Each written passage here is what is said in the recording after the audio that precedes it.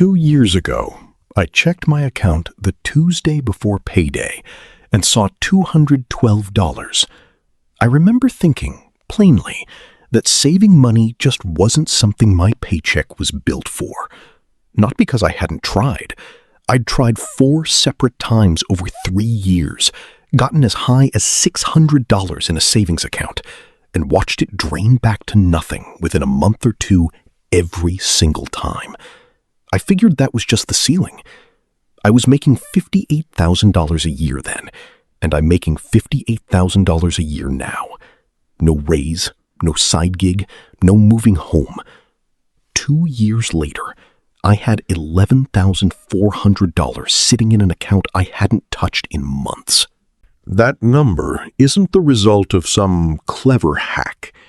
It's the result of one thing I figured out about 4 months in that changed the shape of everything after it. It wasn't an app. It wasn't a spreadsheet template off the internet. It was something much less exciting.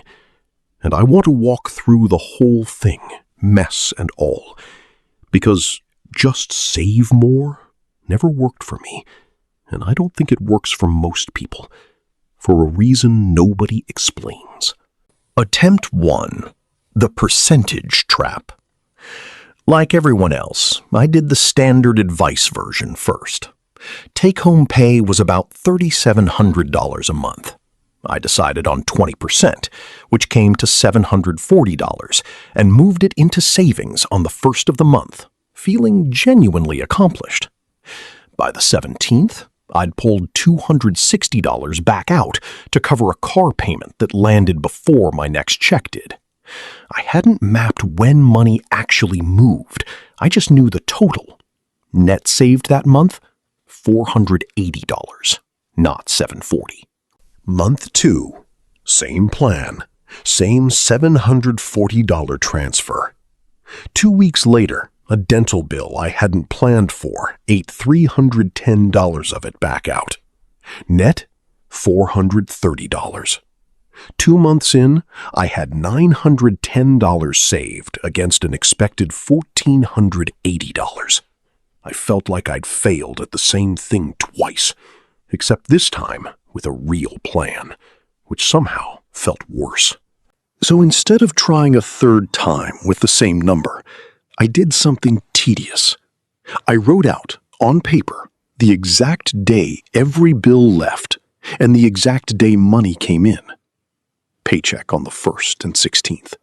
Rent on the 3rd. Car payment on the 12th. Utilities scattered across 3 different dates because I'd never bothered to align them.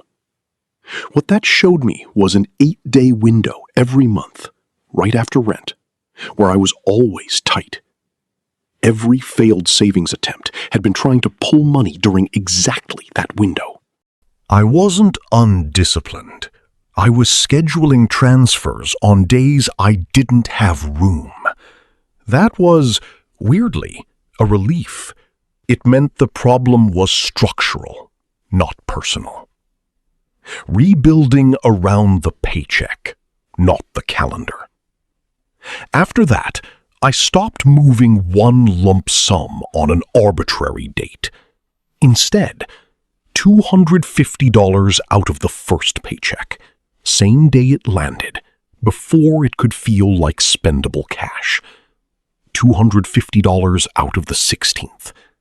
That's $500 a month, less than the $740 I'd been attempting, but it actually happened, every time, without needing me to feel motivated.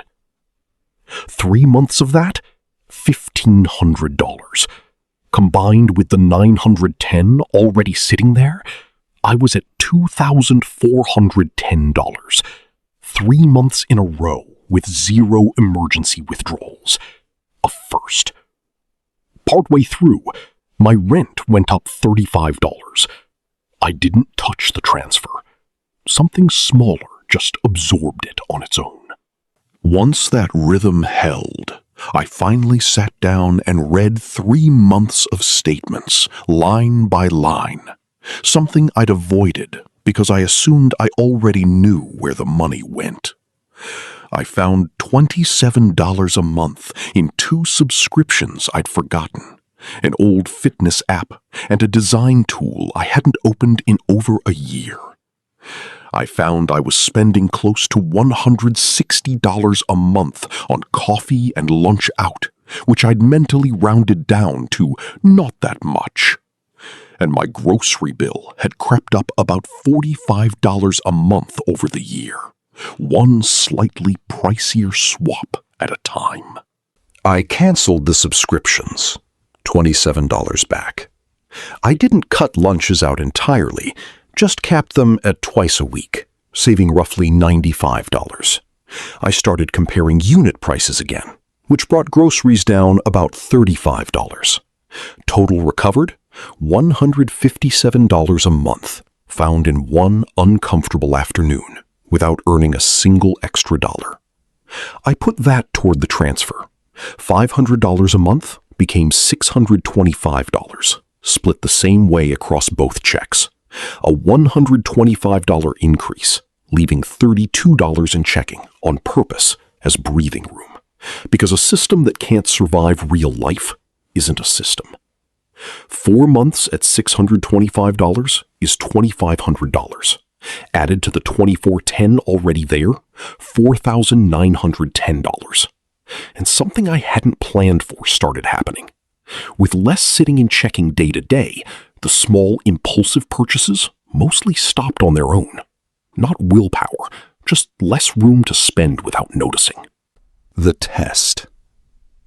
Then my water heater died.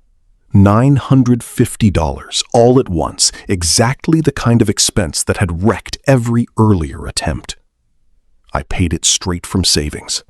Balance dropped from $4,910 to $3,960. And I felt almost nothing. No panic, no credit card, just a lower number and hot water again. That was the moment I actually believed this attempt was different. The plan absorbed a real hit and kept going. The part nobody talks about. Staying boring. The next 4 months were uneventful. No discoveries, no drama. $625 a month, automatically, twice a month, taking me from $3,960 to $6,460. I felt the pull to optimize further, to change something just because it had been quiet for a while. I didn't. Every earlier failure had happened not during a crisis, but during a stretch exactly like this one, when I got bored and tinkered with something that was already working. 4 more months, same $625, same rhythm. Another $2,500, bringing the total to $8,960. A final 4 months, no changes, another $2,500. $11,460, rounding to that $11,400 I mentioned, on the same $58,000 salary the entire time. The full math. 2 rough starter months, $910. 3 months at $500, $1,500. 4 months at $625 after finding $157 in forgotten spending, $2,500. A $950 emergency that didn't reset anything. 4 quiet months at $625, $2,500. 4 closing months at $625, $2,500. Total, just over $11,400. No raise, no side income, still going out with friends, still ordering lunch, just less often and less blindly. The hardest stretch of the whole 2 years wasn't the water heater. It was one of the quiet months where nothing was happening, and it would have been easy to decide the plan needed to be more exciting to be worth keeping. Every past failure happened in a month exactly like that. How to actually do this. Start by writing down this week the exact date every bill leaves and every paycheck lands. Not a budget, just a timeline. That single step is what separates the plans that survive from the ones that don't. Then set an automatic transfer timed to your paycheck date, not a calendar date, at an amount small enough to survive contact with your actual bills. Low and consistent beats high and abandoned. Later, go through a few months of real statements, line by line, looking for subscriptions and small charges that used to be decisions and quietly became defaults. That's usually where your first real increase comes from, with no change in income. And when an emergency comes, because it will, let the savings do the one job they exist for, without treating the withdrawal as proof the plan failed. I had $212 and a 3-year history of failing at exactly this. 2 years later, same salary, I had over $11,000. It wasn't willpower. It was a few boring, mechanical decisions made once that kept working long after I stopped thinking about them.